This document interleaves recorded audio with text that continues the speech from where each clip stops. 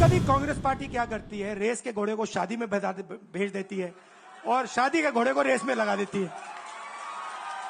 और राम मंदिर के इनॉग्रेशन में अदानी जी दिख गए, अंबानी जी दिख गए, मगर गरीब व्यक्ति वहां कोई नहीं दिखा। उन्होंने राम मंदिर का इनॉग्रेशन किया और इंडिया गठबंधन अयोध्या में चुनाव जीत गया। यह हुआ क्या?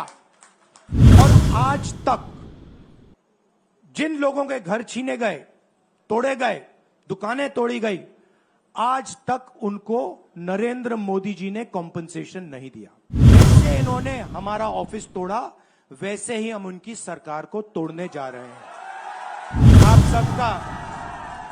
आप सबका यहां मैं बहुत दिल से स्वागत करता हूं। पार्लियामेंट हाउस में आपने देखा होगा कि अजीब सी बात है,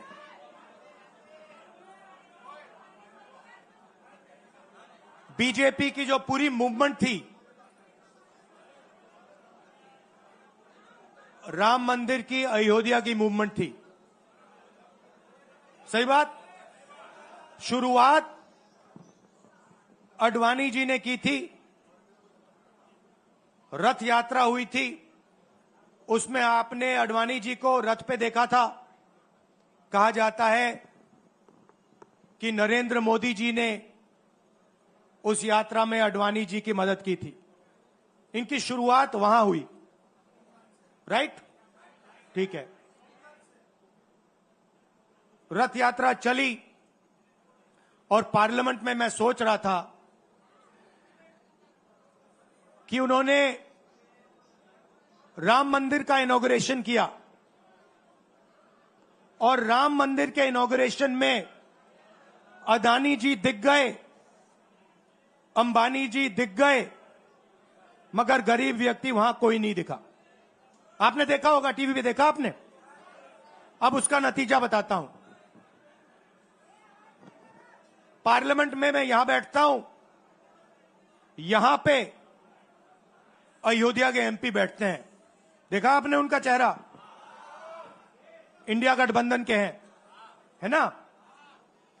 मैंने उनसे पूछा कि भैया आप मुझे एक बात समझाओ, ये बीजेपी ने अपनी पूरी पॉलिटिक्स अयोध्या की पॉलिटिक्स थी। चुनाव के पहले इन्होंने राम मंदिर का इनॉग्रेशन किया, राम भगवान को पॉलिटिसाइज करने की कोशिश की, मीडिया में फैला दिया। मैंने उनसे पूछा भैया एक बात बताओ, यह हुआ क्या कि उन्होंने राम मंदिर का इनॉग्रेशन किया और इंडिया गठबंधन अयोध्या में चुनाव जीत गया? यह हुआ क्या? और मुझे जवाब उन्होंने दिया, मैं ये जवाब आपको देना चाहता हूं। उन्होंने कहा राहुल जी, मुझे पता लग गया था, तकरीबन 6 महीने पहले मुझे पता लग गया था कि मैं अयोध्या से लड़ूंगा। और जिस दिन मुझे पता लगा, उस दिन मुझे यह भी मालूम था कि मैं सिर्फ लड़ूंगा नहीं, इंडिया गठबंधन अयोध्या से जीतने जा रहा है। मैंने कहा कि आपको कैसे मालूम? पूरी देश में, मीडिया में, सब जगह राम मंदिर का इनॉग्रेशन हुआ, तो आपको कैसे मालूम? उन्होंने कहा कि राहुल जी, जब मैं अयोध्या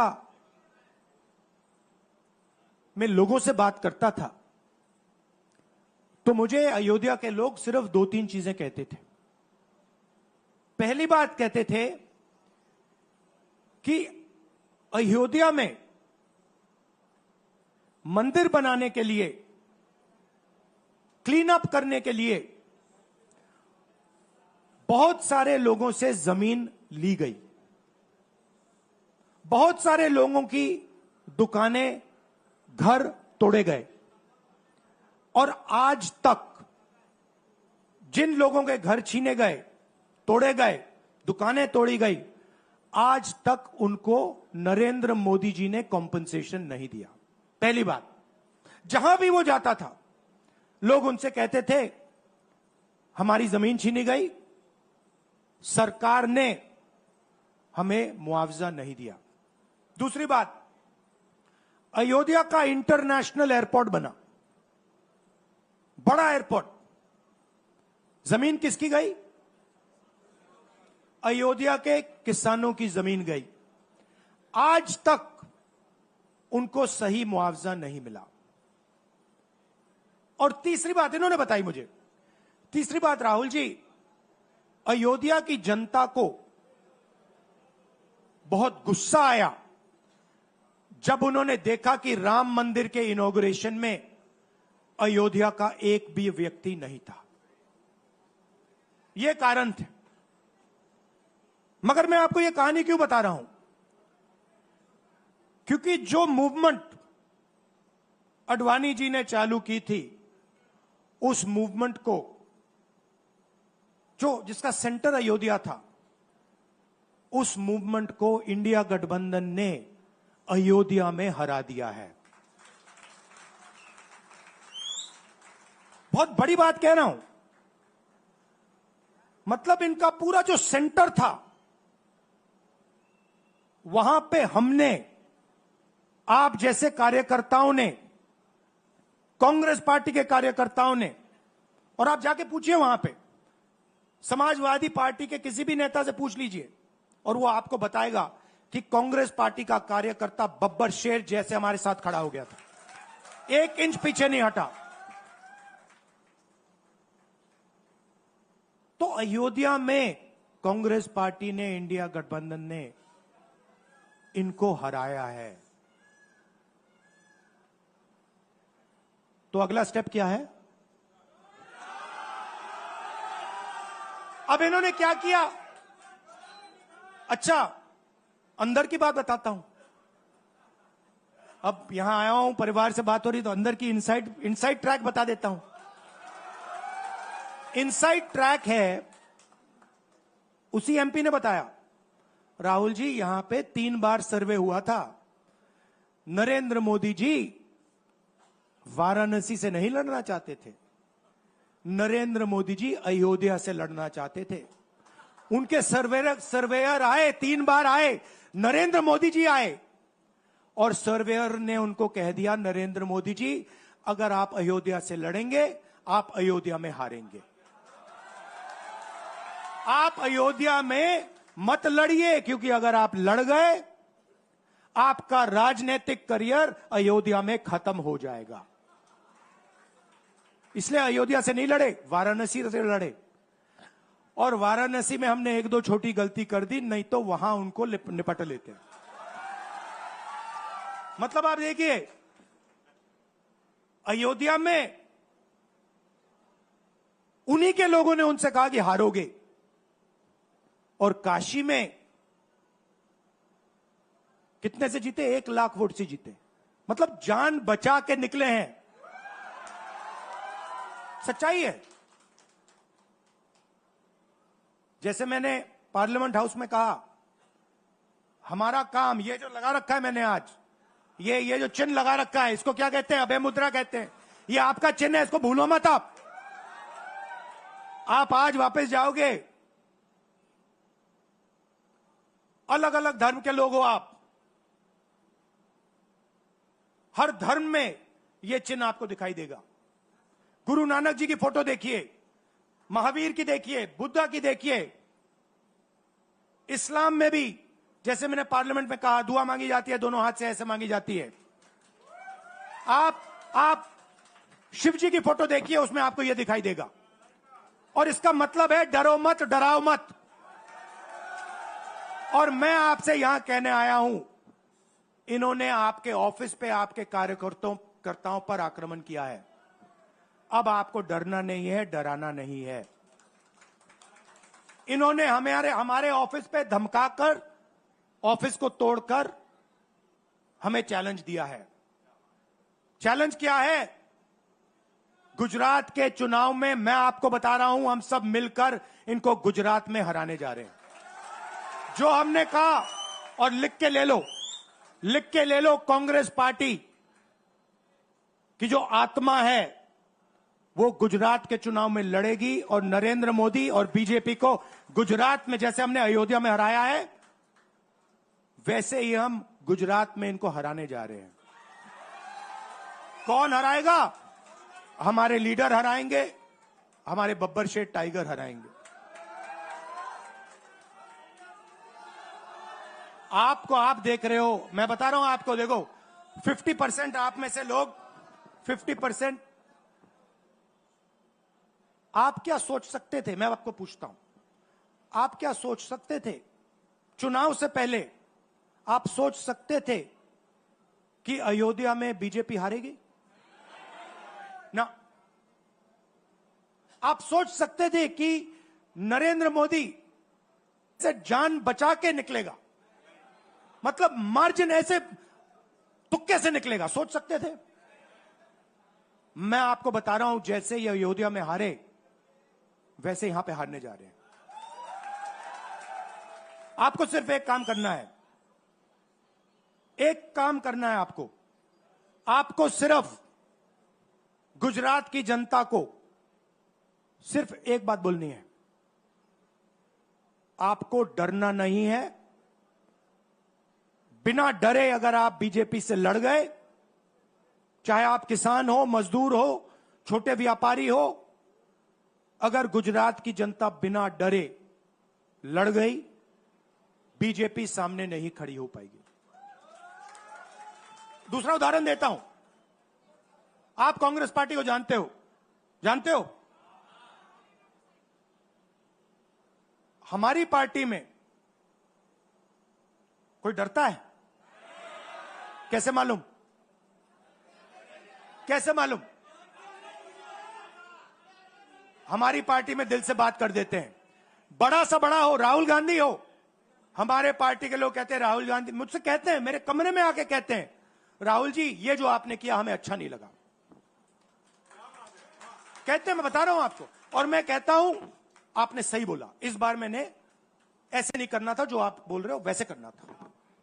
हम डरते नहीं है, ना हमारे कार्यकर्ता हमें बोलने से डरते हैं, ना हम अपनी कार्यकर्ता की बात सुनने से डरते हैं, ना हमारा कार्यकर्ता हमसे डरता है।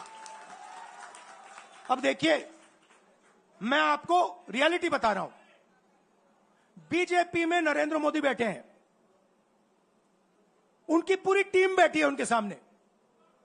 मैं आपको इंटरनल बात बता रहा हूं, उनमें से कोई नरेंद्र मोदी को नहीं चाहता, मगर कोई नहीं चाहता, मतलब पूरी लीडरशिप टीम देख लो आगे बैठी है। मैं बता रहा हूं आपको, अंदर की बात बता रहा हूं, इनसाइड ट्रैक दे रहा हूं, कोई नहीं चाहता, मगर दम नहीं है, डरते हैं।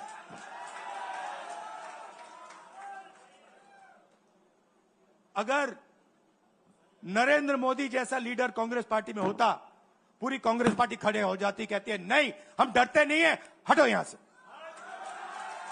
मगर उनकी पार्टी में दम ही नहीं है, उनके कार्यकर्ताओं में दम नहीं है। आप देखो ना, एक आदमी खड़ा है वहां पे, सबकी हवा निकल गई, मतलब कार्यकर्ताओं की हवा निकल गई, आरएसएस की हवा निकल गई, सारे लीडर्स की हवा निकल गई। सच बोल रहा हूं ना। और हमारे मतलब छोटा सा कार्यकर्ता होता है, टाइगर होता है, आता है कांग्रेस प्रेसिडेंट के सामने, आता है राहुल गांधी के सामने, आता है, कहता है भैया मेरे दिल में ये बात है, आपको ना लगे मैं तो बोल रहा हूं। तो ये है कांग्रेस पार्टी। अंग्रेजों के साथ ये खड़े हो गए थे सारे के सारे आरएसएस वाले। हम लड़े थे, हम लड़े थे, हमने कहा, देश से हमने कहा था डरो मत, डराओ मत, हमने कहा था। बीजेपी के लोगों ने हाथ जोड़ के कहा था भैया डर गए हम, जो करना है कर लो। तो आप अपनी हिस्ट्री समझो, जो डर की भावना होती है ना, वो आप में नहीं है, उनमें है। और इसी के कारण मैं आपको बता रहा हूं, कांग्रेस पार्टी गुजरात में जीतेगी और गुजरात से ही नई कांग्रेस पार्टी बनेगी। क्योंकि कांग्रेस पार्टी, मैं गहरी बात बोल रहा हूं, मैं ऐसी आलतू फालतू बात नहीं करता हूं। देखिए, कांग्रेस पार्टी बनी कहां थी? मतलब हमारे जो सबसे बड़े नेता थे, जिन्होंने रास्ता दिखाया था। आप क्या सोचते हो, जब यहां अंग्रेज राज करते थे, क्या डर नहीं था? गुजरात के व्यक्ति ने कहा था, महात्मा गांधी ने देश को कहा कि देखो, डरो मत, डराओ मत। और आग गुजरात से शुरू हुई थी। और आज अगर कांग्रेस पार्टी है, तो वो पार्टी, वो भावना, वो सोच गुजरात से शुरू हुई थी। इसीलिए जब इन्होंने हमारा ऑफिस तोड़ा, मैंने सोचा भैया मौका मिल गया, अब हम इनको सबक सिखाएंगे। जैसे इन्होंने हमारा ऑफिस तोड़ा, वैसे ही हम उनकी सरकार को तोड़ने जा रहे हैं। अच्छा, अब मैंने डरो मत की बात करी, मगर एक शिकायत भी है। एक शिकायत भी है। यह भी नहीं है कि कांग्रेस पार्टी गुजरात में कमियां नहीं है, ये कहना पड़ेगा, कहना पड़ेगा। कमी क्या है? एक कार्यकर्ता ने मुझे बहुत अच्छी तरह बताया, कांग्रेस पार्टी के कार्यकर्ता ने, राहुल जी, कहता है मुझे, राहुल जी, ये कांग्रेस पार्टी में एक मुश्किल है, दो तरीके के घोड़े होते हैं, एक रेस का घोड़ा होता है, दूसरा शादी का घोड़ा होता है। ये आप कभी कभी कांग्रेस पार्टी क्या करती है, रेस के घोड़े को शादी में भेज देती है और शादी के घोड़े को रेस में लगा देती है। तो उसने कहा ये आप बंद करा दीजिए, रेस के घोड़े को आप रेस दौड़ाइए और शादी के घोड़े को आप शादी में भेजिए। तो ये हमें गुजरात में करना है। जो रेस का घोड़ा है, जो तैयार है, दौड़ने के लिए तैयार है, उसको रेस में लगाना चाहिए। और जो हमारे शादी के घोड़े हैं, जो हैं, वो हैं, उनको हमें शादी में, बारात में नचा देना चाहिए। तो अब मेरा कहना है कि यह काम सीरियसली करना है। हम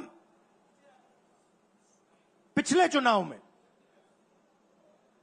आप भी जानते हो, मैं भी जानता हूं कि हम बीजेपी से पिछले चुनाव में नहीं लड़े थे, ठीक से नहीं लड़े थे।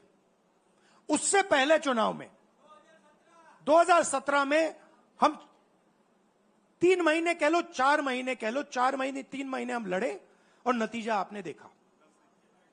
आपने देखा, गुजरात के सीनियर नेताओं ने मुझे बस में कहा, मैं बता रहा हूं आपको इनसाइड ट्रैक, मुझे बस में कहा कि राहुल जी, गुजरात में हमें 40 सीटें मिलेंगी। मैंने उनसे कहा 40 नहीं, हम चुनाव जीतने जा रहे हैं। और 16 सीट से हम चुनाव हारे। अब 3 साल है, 3 महीने में हम फिनिश लाइन तक पहुंच गए थे। 3 साल में हम फिनिश लाइन को, मतलब उधर पीछे छोड़ के निकल जाएंगे। मैं आपको यहां कह रहा हूं कि आप लोग गुजरात में कितने साल बाद, 30 साल हो गए, 30 साल हो गए। मैं आपको बता रहा हूं, मानो ना मानो, आप में से 50% अभी मान रहे हैं और 50% कह रहे नहीं भैया नहीं होगा। जो 50% मान रहे हैं, मैं आपसे बात कर रहा हूं, जो 50% मान रहे हैं, मैं आपसे बात कर रहा हूं। आप लड़ जाओ और ये बाकी 50% बैठे हैं, उनकी माइंड बदल दो, नैया पार हो जाएगी, सरकार बन जाएगी।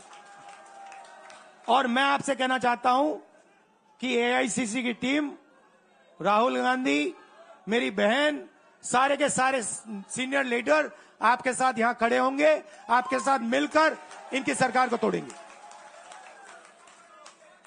आपने बहुत सहा है, बहुत लाठियां खाई हैं, बहुत अपमान हुआ है आपका, गालियां खाई हैं आपने, अब बहुत हो गया। अब इनको हमें सबक सिखाना है और हम इनको हराने जा रहे हैं। और नफरत से नहीं, मोहब्बत से आप देखना, मोहब्बत से हम इनको हराएंगे। कैसे? क्योंकि नरेंद्र मोदी जी का जो विजन था, वो गुब्बारा जो था वो फट गया है, फटाक से वो फट गया है।